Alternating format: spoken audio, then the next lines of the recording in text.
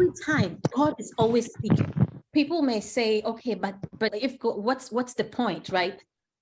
And why dreams? Why does God speak through dreams? God speaks through dreams because it is a time your mind is at rest and your spirit is open.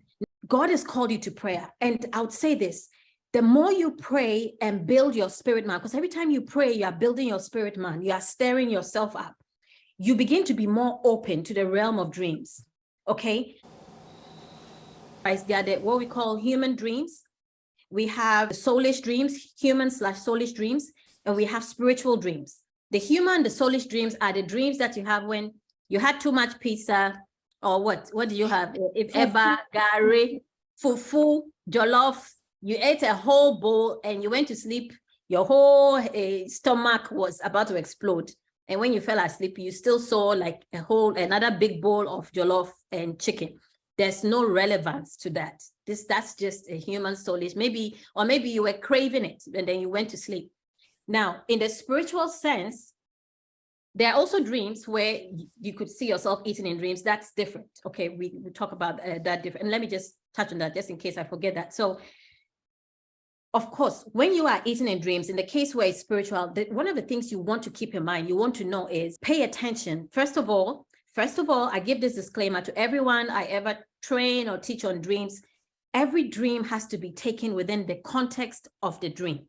Within no one dream is interpreted the same, because there's always different ways that God will be giving different messages to us. One thing about God that many times as believers we don't pay attention to is God loves parables. He loves mystery.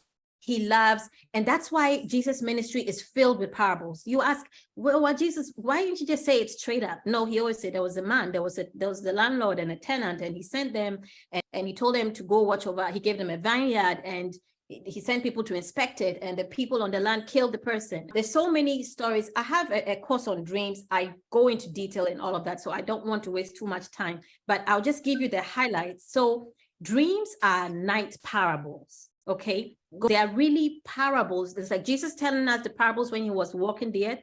Dreams are still parables God gives. Sometimes you're like, but what does this mean?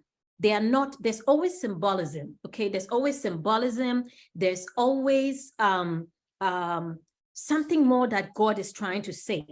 But you're like, well, why is God doing all this? Because, especially as praying believers, he wants you to pray. Okay, he gives dreams, and I'm going to give some high level pointers. So the purpose of dreams is to communicate with God. Your mind is at rest. During the day, think about it. If you are a mom, if you are a student in school, say married, not married, you're doing so much. You're thinking, okay, what do I cook? What the kid comes home, what happens? Oh my gosh, I need to do this. And your mind is racing, right? Because as women, we juggle a lot. And you pray, and even when you pray, somebody just confessed to me, is your mind always on the prayer point? Or you're thinking about the food? Or you're thinking about my bed that I have to lay.